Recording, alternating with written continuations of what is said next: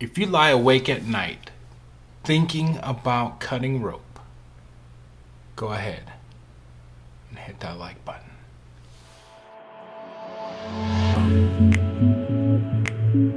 Good afternoon, YouTube. Welcome back to my channel, JPM.Cuisine. Today for you, we've got another unboxing, this one of the Christopher Kimball's Milkstreet Kitchin-to.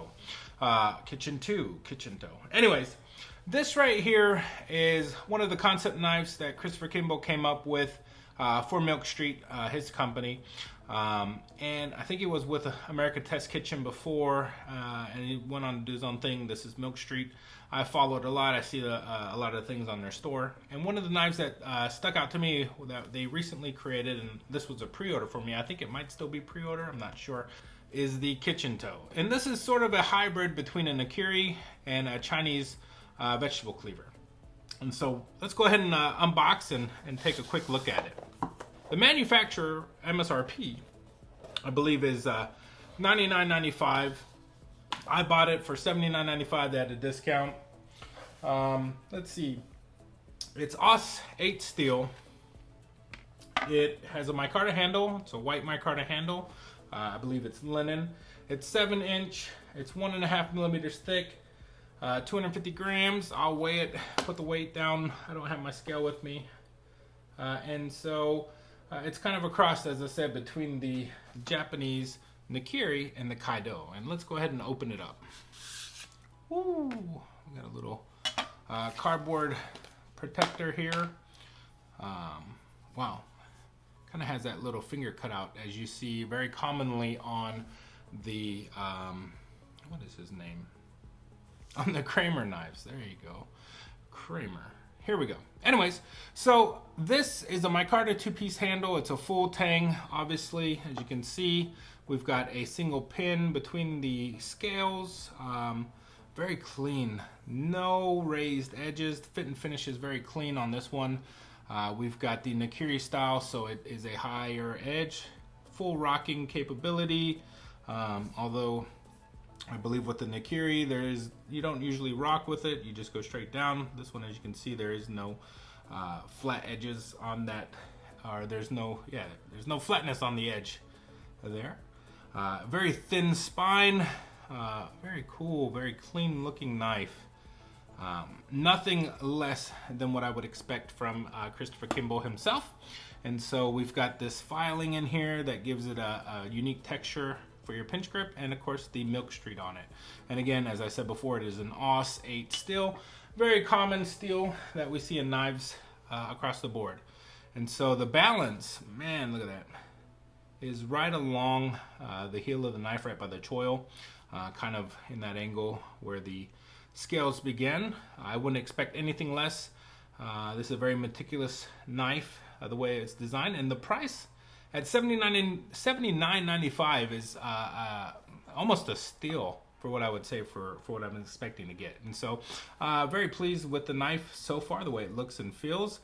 Again, I got it at $79.95. You can get it for, I think it's still $79.95 on their website, or $99.95 is the normal price.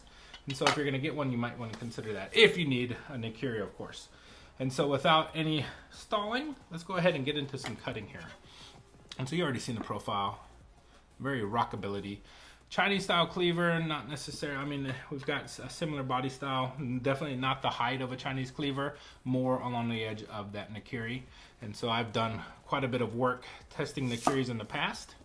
Very good vegetable knife. Not necessarily one that I would use for dicing, but I mean, you can.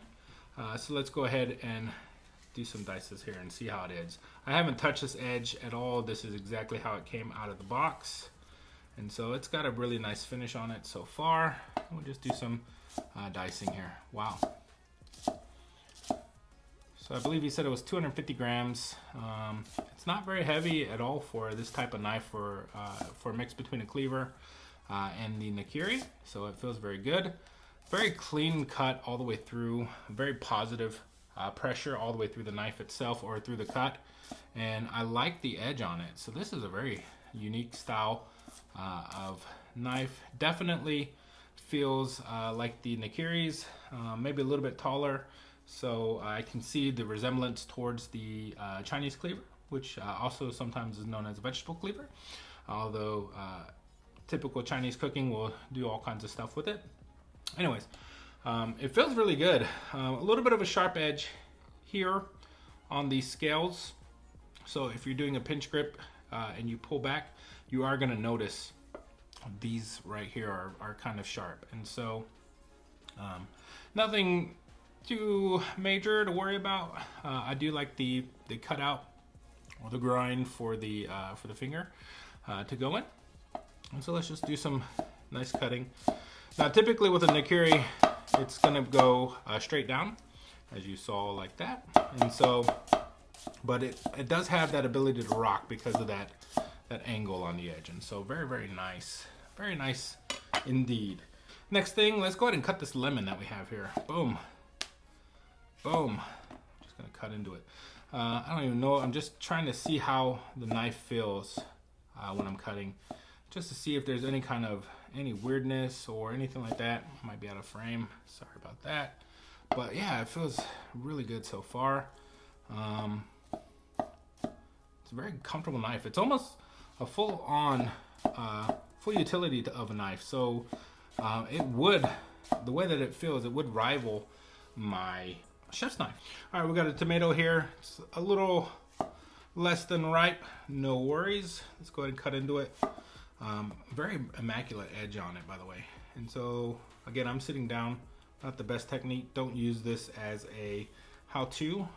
Just wanted to see sort of how the lack of a tip, but kind of a tip, feels on this knife. And so the weight itself, very good. Draw cut, push cut, dicing, very nice. I like the style of this knife. It's very versatile, if you will. So let's go ahead and get into some cucumber here. Man, I dig it. This is a very nice knife. I really enjoy the profile on this one and the way it's cutting. So I feel like you can do quite a bit with this knife. It might be full-on replacement for a chef's knife, potentially. If you only have one, maybe definitely a replacement for the nakiris that I've tested in the past. It feels really good. I like the height. I really like the design on this one and the edge. And so it feels very nice. For $80, it's a little bit on the higher end in terms of a lot of the knives that I've tested. Well, not necessarily anymore. But when I first started this channel, this would have been a higher end knife that I would have tested. Typically try to stay under 100, and so it fits that mark. But you know, of course, I've tested knives all across the range in terms of, you know, a couple hundred to under 100. And so this knife feels very good. And at this price, it feels like a bargain. And so I would definitely, if you're in the market for a nakiri, but you're not sure what nakiri you want to get, I would consider picking up the Milkstreet. And I think right now, again, like I said, I think they're on pre-order. So it might take a little bit of time for it to get to you, but it's worth the wait. I really like the way this knife feels. Definitely gonna put it in my bag. So I hope you guys enjoyed this video. Thank you guys. If you haven't subscribed, go ahead and subscribe.